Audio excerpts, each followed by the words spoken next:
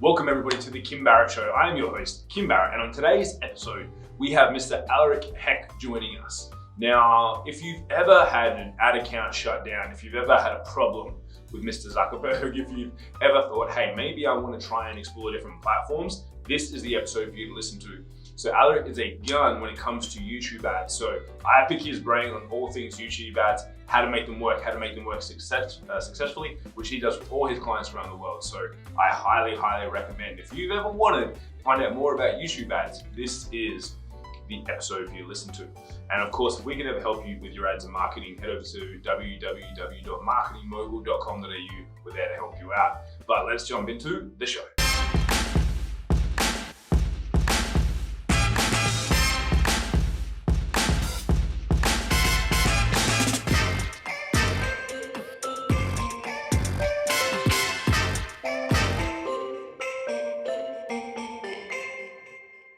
Aleric, thank you so much for making the time to join us today. Really appreciate it.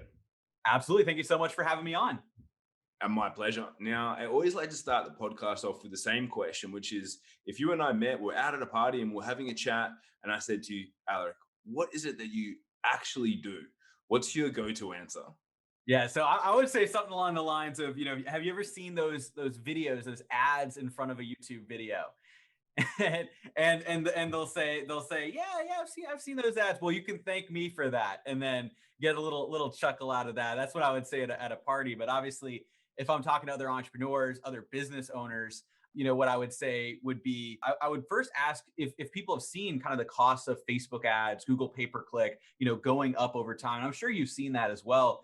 And it's just getting a lot more competitive. There's this major red ocean right now, on these other platforms, on Facebook ads. Everybody and their uncle, is running Facebook ads, right? And, they have a love-hate relationship with the algorithm. Maybe you relate to this, right? Where one day you're flying high, the next day, the algorithm isn't treating you so well. And so what we do is we help business owners leverage YouTube ads. And that's what I'm excited to dive into. Is we've cracked the code and the formula for a high converting YouTube ad. So exactly what you need to do in the ad itself. There's three main components to get an ad to convert. And then also how to target people so you can reach the right person at the right time with the right message in order to get it to convert. I love that. And look, we have a Facebook advertising agency, so I know all those pains. I feel all those pains, as do our clients. So YouTube is next on our list to eventually be able to roll out for our clients. So I'm very glad that we're having this chat at this time as well, for myself, just selfishly, and alone for all of the listeners as well. But Aleric, what about for those people where they're like, cool, like I understand YouTube, I understand that the costs are going to be good and they're much better than Facebook and things like that, but they're going, look, I suck on video. Like, I'm not good at video. Like, I want to use YouTube, because that's some of the things that I've been hearing when I'm speaking to people. And I was like, oh, sometimes like, have you looked at YouTube? And they're like, video, like at least on Facebook, I can use a still image, but that video stuff sounds scary. Like, can people that, for lack of better terms, suck on video, can they actually get good results when it comes to YouTube ads? So that's the incredible thing. And the really interesting thing is I've actually found a natural video, right? Somebody being natural, being themselves, that actually converts better. Because think about it. If you're watching all of these different, like, people tune out television ads, right? Or the kind of the classic 30-second Geico or Ford ads that appear. People tune that out because it's so overly produced. Right. It's obviously, they've got the actors, they've hired a huge studio, they're not really trusting everything that's in it. They've been, accustomed, since they're very young. And I'm sure you feel this too, just to tune it out, right? If you're watching TV or watching a sports game or whatever, and a commercial break comes on, then you're going to go grab a snack or you're going to do what you're going to do. Versus on YouTube, it's a totally different experience, where what we want to do is we want to actually feel like native content. So if somebody clicks a video on YouTube, for example, for both of us, right? Helping people with marketing. They're looking up like, how to get more leads, how to get more sales, how to scale my business. And then we put a video in front of that video talking about our strategies. Mine might be about YouTube ads. Yours might be about your, Facebook ads or agency strategies, right? But you reach them when they're actually looking it up. And then you get in front of them as a natural person. Because think about it, the YouTube dynamic is somebody sets up a webcam or they set up a DSLR camera and they record themselves talking at the camera in a natural format, right? So it's not this huge, Hollywood production, all of this craziness. you can really have that connection one-to-one with somebody. And the fact that you're natural is actually going to resonate with your tribe even more. And that's what we found. And then the final thing I'll add to that is the way YouTube ads are set up works in your favor, because you only pay if somebody watches more than 30 seconds of that ad. So if they skip it between 5 and 29 seconds, you don't pay for it. You only pay if they watch 30 seconds. So what that means is if you're running your ad in front of somebody and for whatever reason, they're not interested in what you have to say, or they don't like how you're explaining things, or they have other things they want to do, they click skip, but you don't pay for it.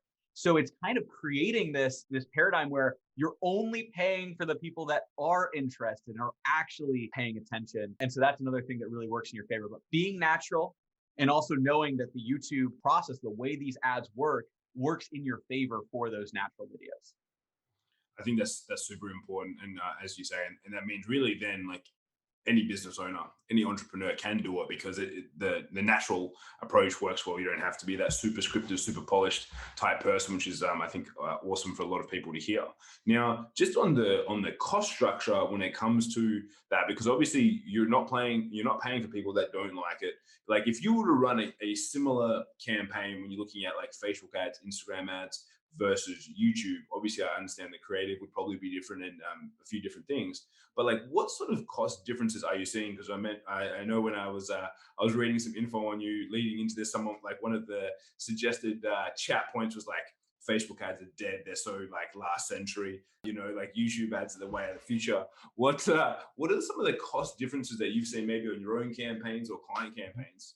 Yeah, so we've had literally dozens of clients that have cut their costs in half or more just by going from Facebook ads to YouTube ads. We have, and this is in all kinds of different industries. So we have people that are kind of in more educational kind of course niches, right? That are selling courses on different things. So we've got somebody who, sells a course, helping artists and artisans like sell their artwork online. We've got people that are selling kind of stock trading, kind of options trading courses. But we also, of course, have people that are getting solar leads and insurance leads.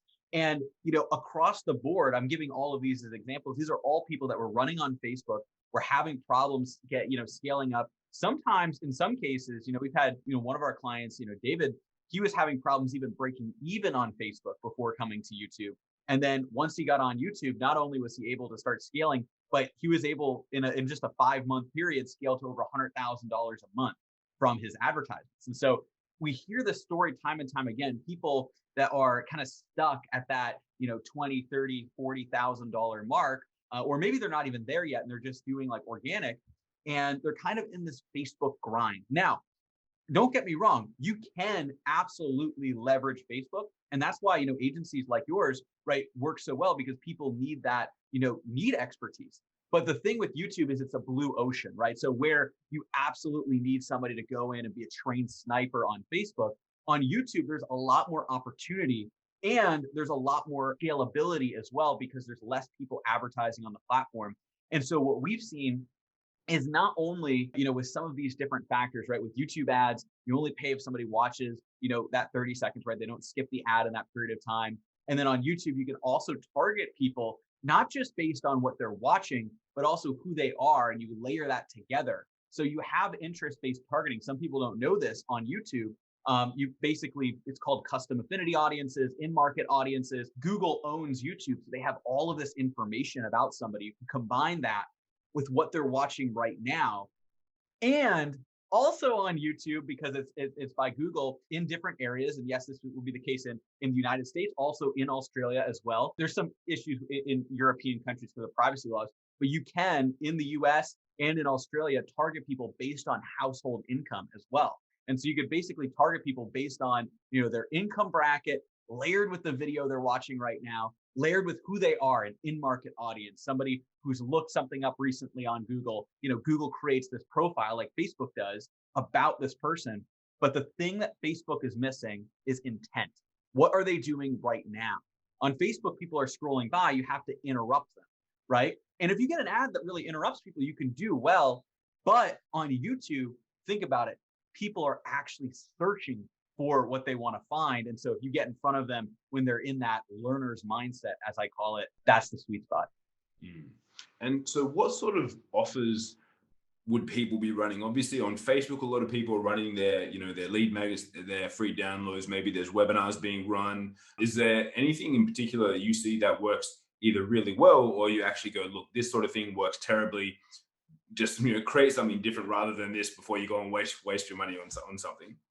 Yeah. So the biggest type of funnel that we've seen convert the best, really there's three. There's a webinar funnel, VSL or video sales letter, and a kind of a training funnel, right? So you get people into like a kind of trainings. And so the reason for that is it's video content. YouTube's a video platform. And then where are they going to go next? If they're already watching videos on YouTube, then they're much more likely to actually watch a video sales letter or watch a webinar. And so what we've seen is absolutely incredible show up rates and stick rates on webinars. Now, I actually recommend starting if people have a webinar. Now, obviously, sometimes webinars take more time to create. So you can always start with like a VSL. But if you can build up to a webinar running that, because I've talked with a lot of different Facebook marketers, and I'm curious your stance on this. And a lot of people are saying, hey, pendulum shifted over to VSL. People aren't really watching webinars as much anymore. You got to run like this 10, 15-minute video. People's attention spans are shorter. But I think that that's actually more about the platform than it is actually about attention spans. Because if you're actually being honest, if you could get somebody to watch a 10 or 15-minute video or an hour-long webinar, which would you rather have? You'd rather have the webinar, because the more attention somebody spends, the more likely they are to be indoctrinated, convert, actually remember, who you are, what you're about, book a call, buy a course, whatever it is, take action. And so what we have found is running YouTube ads to a webinar. We basically compiled some of the results here. Between us and our clients, the average watch rate on an every hour on the hour ever webinar is 50 to 60% of people that sign up actually show up to the webinar, which crazy, right? Yeah, that's huge. There's a lot of people who want those numbers. Exactly. And then get this. So this next part is specifically for myself. So that's kind of the average between us and our clients with webinars. But for myself, we have an hour and 8-minute long webinar, and our average watch time is 53 minutes, where we actually have the offer to book a call at 45 minutes. So as the first time it comes up. And so it's one of those things where it's just, we have long average watch times. You have people showing up more consistently. And the reason for it is a couple, right? One is obviously, if you get the right video from the right person, the right time, the targeting, we'll talk about that in a second. When all that lines up, you're reaching the right person. But you're also, the big thing is you're reaching them at the right time. Because you can definitely reach the right person with the right message on Facebook, some of these other platforms, but the right time, that's what's more subjective. So in Facebook, you're putting that all in the algorithm's hands. On YouTube, you're actually saying, hey, I want to reach somebody who's actually looking how to grow my business right now. Or let's say you sell something that has to do with, you sell like a fitness product or personal training or, a fitness course, reaching somebody who's looking at, how to lose weight, how to get fit, things like that. And you run your ad in front of that video. They're already watching video content. They're actually showing interest. They're in the learner's mindset. That's when you got them. I love that. I think that's so important, as you say, because, what is the likelihood when someone's on Facebook? They could be sitting on the bus, they could be sitting on the toilet scrolling through, and they're not necessarily going to jump on and watch a webinar straight off. And if you're on YouTube, it's like you're in the consuming mode. You're like searching, you want information, and you're probably, happy to spend that, that hour and 6 minutes or whatever it might be to go through and do that. And now you mentioned the targeting aspect, because I think a lot of people that probably listen and watch this show, they've probably heard me harp on and many of our guests harp on about Facebook ads and like the different ways in which you can approach targeting and things there. What's the big difference between, obviously, you've got experience on both platforms. What's the big difference on YouTube? And if you go in there, what's the couple of maybe a few quick wins you could share with people and go, hey, like approach it like this, think about it like this, so that if they do choose to dive in and have a little bit of a look, maybe they've got a few little shortcuts there. Absolutely. So one of the biggest differences is, and this is what I call it specifically, we have YouTube, 3D YouTube ads targeting, right? 3-dimensional targeting. And so I talk about other platforms. On Facebook, one of the problems is you're only really targeting in 2 dimensions. You're targeting demographics. So that's kind of where somebody's located. That's their age. That's like details about them. Unfortunately, it doesn't even have regular household income targeting anymore, at least in the United States. I believe that's also the case in Australia, because they changed it to only the zip code income targeting on Facebook. But you have the demographics, right? So roughly where somebody falls, right, in the demographic spectrum. But then you layer that with interests, what they like, pages they like, lookalike audiences, right? So they're similar to people that have already converted. Now, again, don't get me wrong, you can do that a lot of different ways. You can get things to work and convert, especially if you're working with somebody who knows what they're doing.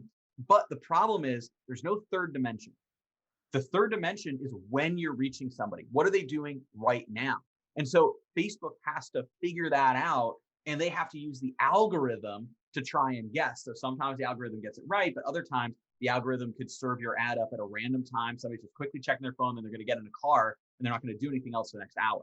And so in this case, on YouTube, what you can do is you can target people based on their demographics, right? So also including household income, right? So that's kind of the classic, right? Where they're located, their age, details about them, and also household incomes. You could do top, let's say 30%. So we have people who are, coaches, consultants, course creators. They're always going to want to target, probably that top 30%. Sometimes they go a little bit higher. Sometimes they do top 50 if it's like, a course or something like that, but targeting that higher income bracket that can actually afford to invest in themselves, or maybe they're trying to reach a business owner, they might do top 10% in that case, right? But you have that bracket, and then you're layering it with video. So what somebody is watching. So you could target video specifically, but the problem there is if you try and just pick all of these videos, then you're going to run into scalability problems, right?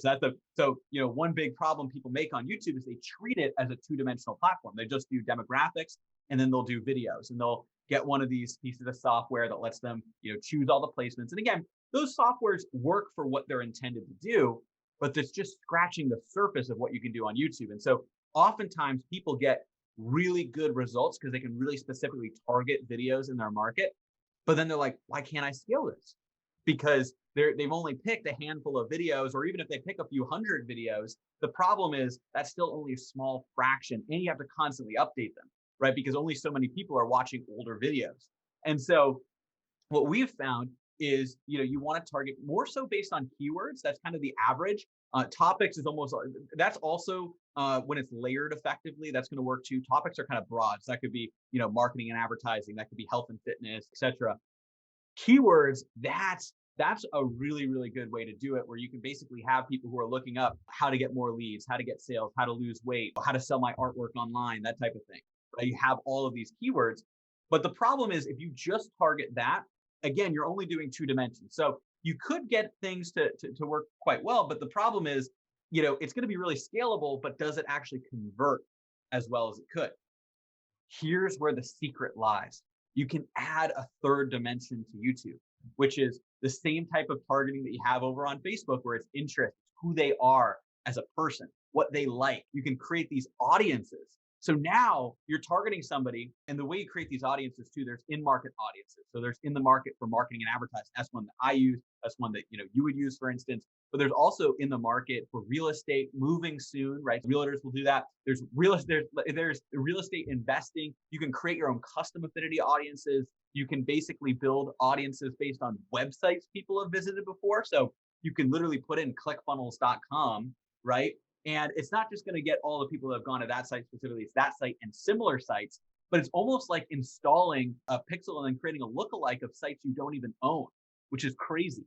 And so you take these audiences of people, and then you layer it with what they're watching right now, and the fact that they can actually afford your services or they're a decision maker because they're in the top 30, 20, or 10% of income earners. And right there in the center, you have the perfect person. I'll give an example for both of our businesses, right? For instance, let's say you wanted to target top 30% of household income earners so that they can afford to invest. Or if we want to reach business owners, we might do top 10 or 20%, right? And then you're layering that with people looking up how to get leads, right? How to grow my business, how to scale marketing, whatever they happen to be looking up to get some keywords there. And then we can layer it with people who have been on ClickFunnels or similar sites, right? We can layer it with people that have searched things in the past. We can layer it with the fact that they're a business owner or they're in the market for marketing and advertising. And right there in the center, right, is that person, that ideal person that you're looking for. That's our 3D YouTube ads targeting strategy that works so well. And you can do the same thing. That was just one example. but you can do the same thing regardless of what your niche or industry is. And when you target in 3 dimensions, that's when you can pinpoint exactly where that person is. So you reach the right person, the right time, with the right message. I love that. I think that's a ton of tangible takeaways for people. And I know tomorrow I'm going to be looking at my YouTube ads and checking out those layerings for sure. Now, a question I have for you is, and some people hearing that, they're like, cool, it's set. Like I can go through, I can do all that, and then maybe I've got my good video and it's up and running. When you look at things like Facebook, sometimes you get, at what they call ad fatigue, and you get things where it's like, oh, my ad starts dying and it's run for 2 weeks and it got me some leads, and then it starts getting pricey, and then it drops off, and then you've got to go and recreate it. What's the sort of, if you will, almost like lifespan when it comes to video ads, just so people can have some understanding there of the difference between the two? So the incredible thing about video ads is they have a much longer lifespan because they're not interruption based, right? So the problem with Facebook is because it's interruption based, there's only so many times somebody's going to stop their scroll and pay attention. Versus on YouTube, the way that it works is you only pay if somebody watches more than 30 seconds. Now, there's actually a really good example on this. And again, love him or hate him, right? Like everybody remembers Ty Lopez when he just like had one ad that everybody saw. And how can you do that without ad fatigue? Well, the way that you can do that is because you're only paying if somebody watches more than 30 seconds. So all those people that were annoyed with the ad, they were skipping it. He wasn't even shelling out a single penny for that. It's crazy. And so obviously that's an extreme example, but it's the same type of thing. So typically what I've found, we're typically running our creatives for 6 months to a year, which is obviously, that's massive. That's like huge amount of time in Facebook timeframe when you're updating things seemingly every month, or, even sooner than that, or every couple months or whatever. But usually what we found is there's a slight diminishing effect if you really, really tap in, but then you can obviously hit other veins with markets as well. But because of that 30 seconds, that's kind of your stopgap, right? Because somebody's already seen it, they're not interested, they just click skip. They're not even realizing it, but you're not paying for that. You do get a little bit of diminishing if you run it too much, if you're really, really scaling, but nothing like Facebook. Because Facebook, you're paying for every scroll. And so when you're doing that, people, after they've already read the post once, they're going to keep just scrolling, but you're going to keep paying. Versus on YouTube, if they've already seen the ad, they're not interested, in to skip.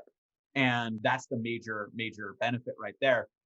I have one pro tip for everybody listening right now, though. You want to create multiple videos at once. There's a way to record 5 different videos that you can test, and it only feels like you're filming 1.5.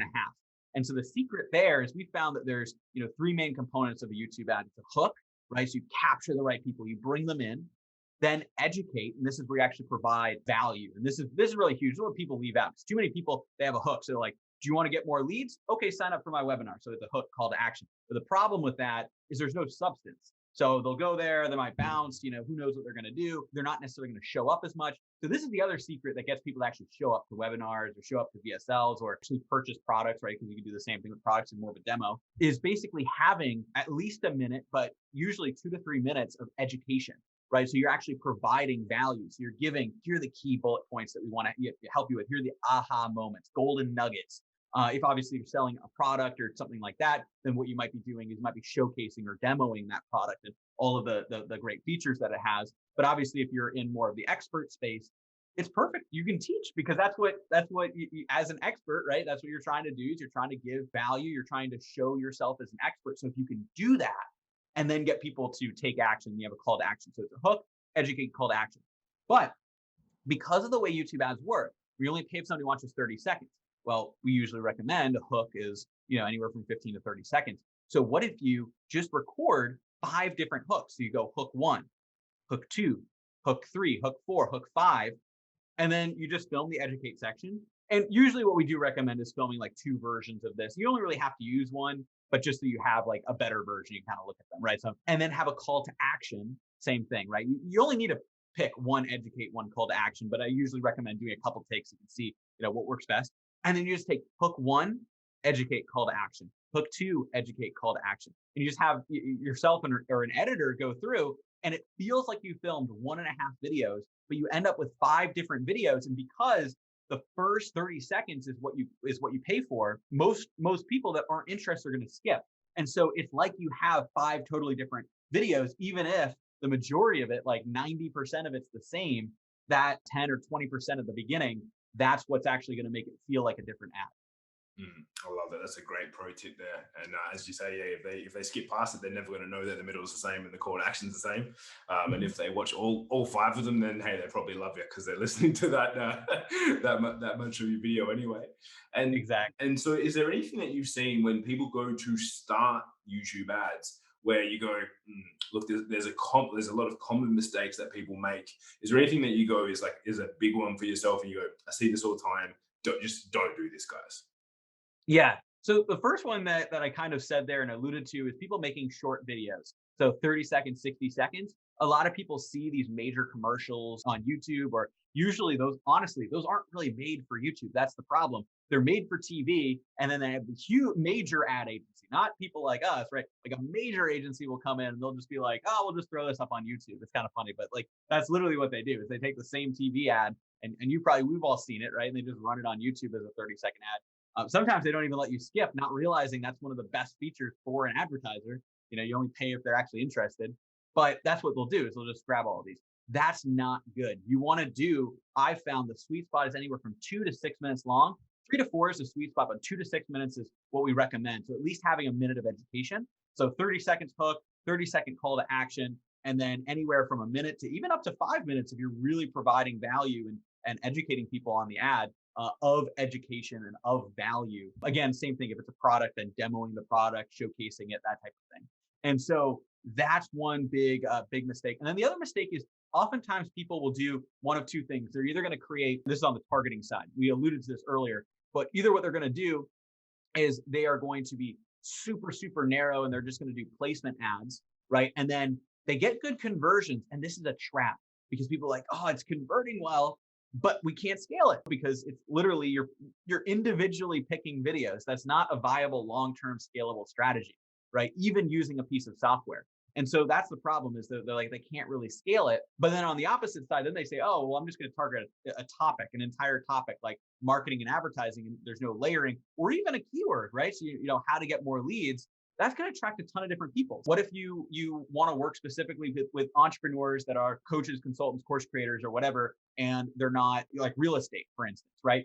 Well, you're going to get all of those people looking up how to get leads. But what you could do is layer it with those audiences, that third dimension of targeting, the audiences and affinities. And with that, what you can do is you can target people that have been on clickfunnels.com before, people who are in the market for marketing and advertising. You target people who have done recent Google searches. Or you can flip that. If you want to reach real estate people that are interested in getting leads, then you just put in real estate interests, real estate investing, or you could create a custom affinity and look up real estate agent, listings, etc., and layer that. And so that allows you to target the right person, the right time, the right message, and get them to convert. I love that, and I think you and I could probably talk for several hours about this, and I could just keep firing questions at you, and it would be great. But I want to make sure I try and keep us on time here. So as we get towards the end of our time here together, I always like to ask one question, which is, what's the question that I didn't ask you that I should have? Yeah. So I think that's a great question. One thing that I always like to dive into, it's not just about the video and it's not just about the targeting. It's really important that the entire funnel lines up with what you're doing in the video. And so this is one of the biggest things that people get wrong. And I've seen it with and you've probably seen it with Facebook ads too, with all kinds of different platforms, is they will have some type of advertisement and then they're going to go to a page that's just completely different. And it's funny because you don't really realize like why should I have to, why do I have to say this?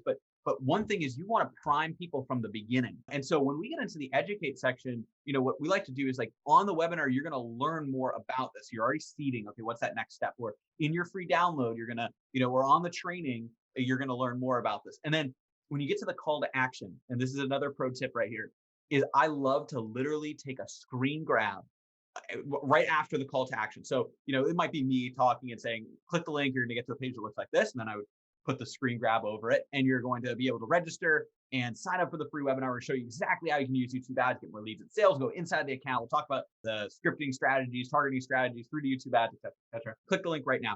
And then right there, what I like to do is I like to literally just then put back right after I stop talking, put back on the screen a huge picture of that next landing page they're going to get to on the funnel. And then just have a flashing red arrow, pointing to the button that they can click or the link that they can click. to go to that page, but it's priming them. So I pop it up on screen a couple times. I show it at the end because, if people click the link and then they get to a page that's like totally unexpected, even if they were really like paying attention during your ad, it's not going to make sense. And so if you're making it really simple, this is the next step. This is what you're going to do.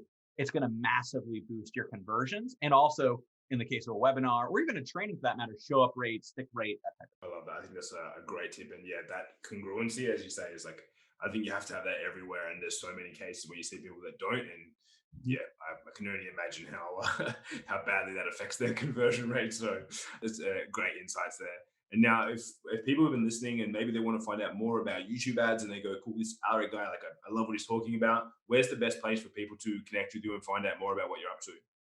Absolutely. So I actually put together a few gifts just for, listening to the podcast here. I love hopping on. And so if you go to AdOutreach, AdOutreach,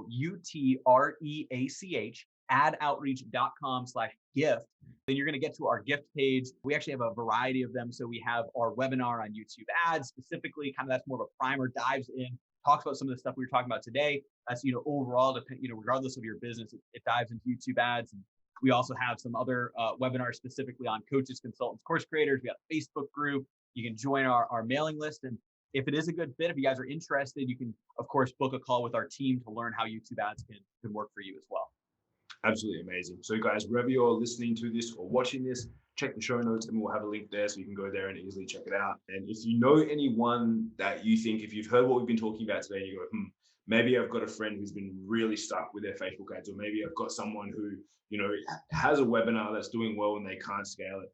Please share this episode with them so they can hear more from Aleric about, some of the ideas and just get their brain ticking over about what's possible for them, so that hopefully you can help them grow their business as well. So make sure you share this episode as well. And Aleric, once again, thank you so much for joining me. Good sir, really appreciate you making the time.